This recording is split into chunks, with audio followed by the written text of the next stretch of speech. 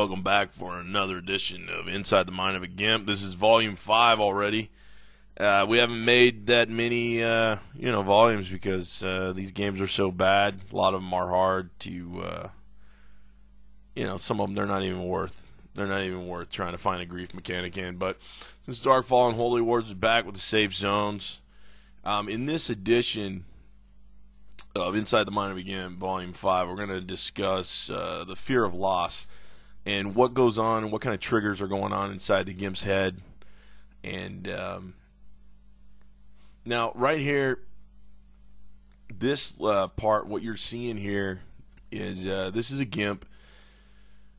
I can't really see his name on the video or whatever as I'm talking, but this stupid Gimp, after I did this to him, he went to the forums and on our thread that we posted with the video, he posted that he turned us in with his support ticket and this and that, and this is what happened right here. So there's a few different grief tactics in place here. One is the Gimp doesn't know that I have one of my guys in my group, that this guy is actually here specifically to harvest whichever resource that the stupid Gimp is on. Now what happened is I'm just jumping on this stupid Gimp, and as you can see right here, I love that part when he's looking up and shit and jumping. Stupid fucking Gimp. But anyway, so what we're doing here is we're employing a tactic that we call, this is called the chip block. And what happens is we go to a resource node in my town. Okay, Rim, as you Gimps know it by that in the game, that this fucking Gimp is he's trying to hit this bush, and I don't know even what it produces, some seeds or some shit that he needs.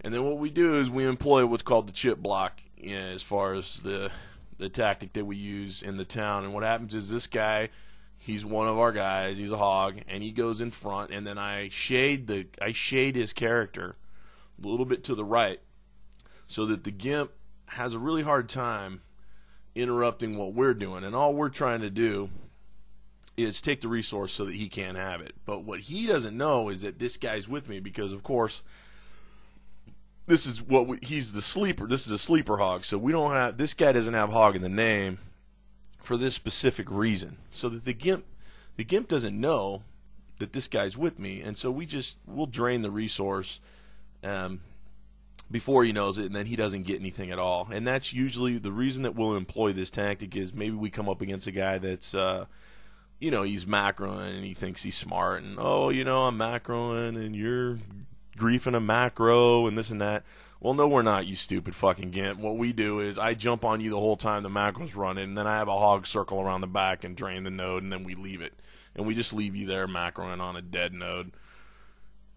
So that's one thing. The second thing you're seeing here is that I'm chasing this stupid Gimp, and this does a lot of different things to the Gimp.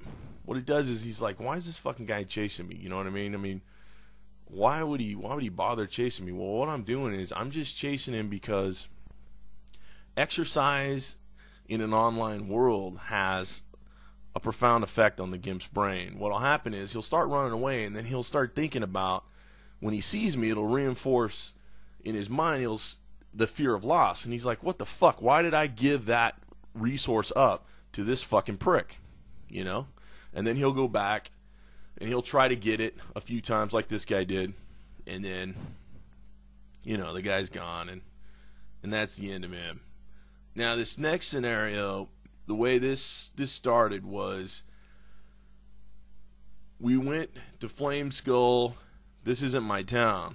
So we went to this Flame Skull place because we were going to get a mount whistle, or some shit. Some Gimp said you have to go get this, or maybe you had to do it in the first one. I don't remember, to get a mount, because we want to run around the town and hit people with mounts and shit and employ that. So we come here for that, and then we grab this.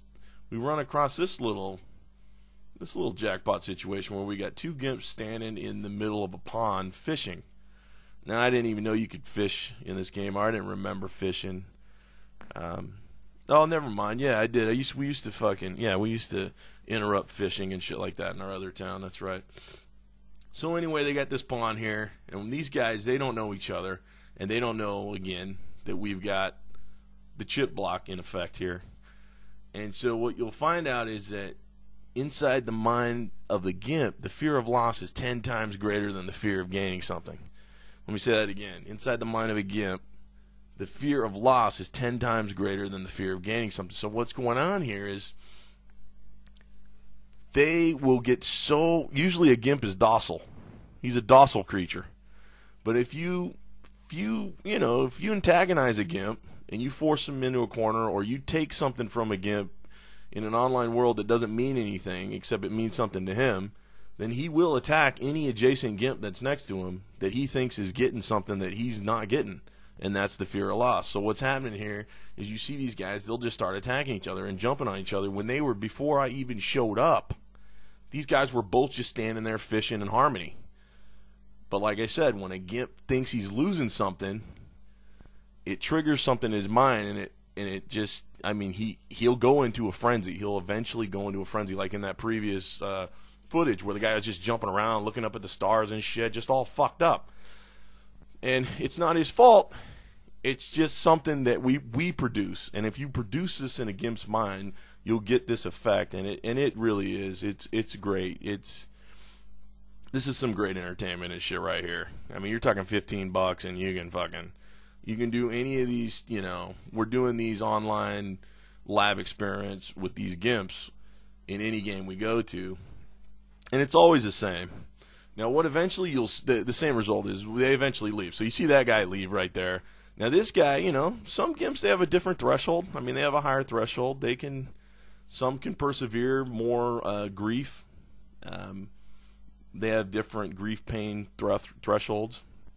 And this Gimp, his is evidently higher than the other Gimp that was in plate. And what will happen here eventually is we'll keep fucking with this guy and toying with him and shit. And then eventually this will break down, and we will purposely break this activity down, this grief tactic, by splitting the Gimp. And if you cause the Gimp to exercise, like I said in the prior clips, or the prior clip of the Gimp that reported us on the forum, is that once he has to physically exercise with his fingers on a keyboard back and forth, he will eventually come out of the ether. The grief ether is what we call it. And he will realize that, man, I could be going and doing something else with my fucking life. Like, why am I mean, I started out fishing here in harmony with some other stupid docile Gimp, and then these two guys come, and now I've lost my fucking mind. And I really could just be, doing anything anywhere else that would be more productive than this. And so what you're seeing here is we're slowly separating, and our other hog here, the sleeper, he's gonna back away to the outermost rim of this pond. That's what you see here. And then I'm gonna do the exact same. So we're gonna be facing each other, and this Gimp is gonna be, this is like that study, the Pavlov Gimp. It's the same kind of thing. This guy's gonna run back and forth, and you see I'm not even fishing, but this guy's just he's so worked up in a frenzy. He's engulfed in grief. He's grief-stricken, and grief is such a complex emotion that he doesn't even know why he's doing what he's doing right now, because he's running on a grief endorphin that he can't even understand. He can't explain it. But he really should be leaving this fucking pond, because he's wasting his time. I mean, unlike us, we have to become involved in these types of activities because of what we do in these games. I mean, if you're going to be a griefer, you're going to have to give a little.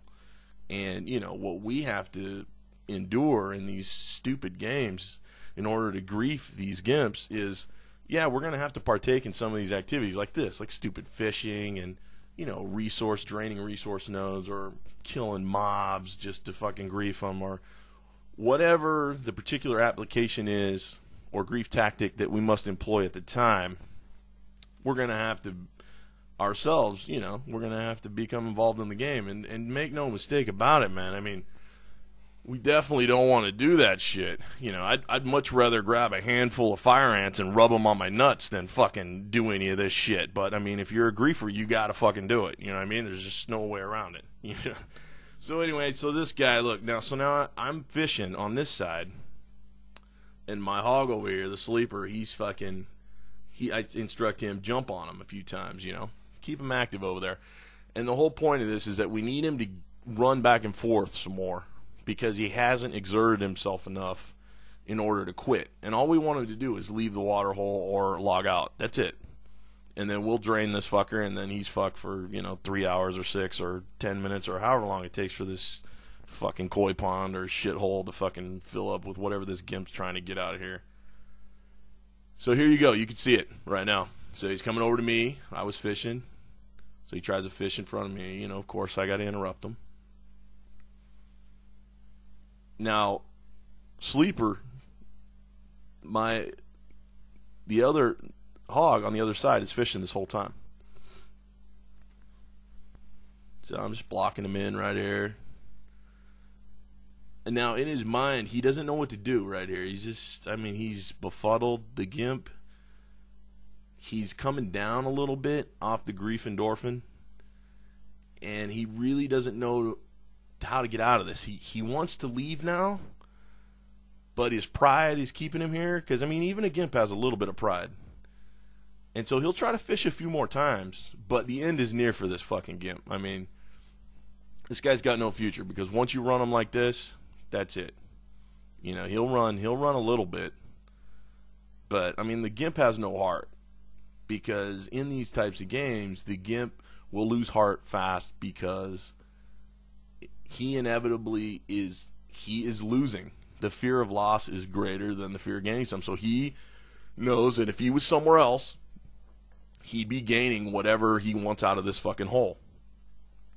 And eventually, the fear of loss will win out on the gimp, and that's how we beat him every time. Because we don't have any connection with this online bullshit at all, other than to try to grief your stupid ass. That's it. So, you can see him here in the middle. Look at him. He's not even casting his pole anymore. And now he's going to fuck with him. He's going to fuck with my boy over there. Now he's gonna stop me. And that's it. That's it. He's gone. And then we just fish out the rest of the hole. That was Inside the Mind of a Gimp, Volume 5. See you next time. Hog fuck live.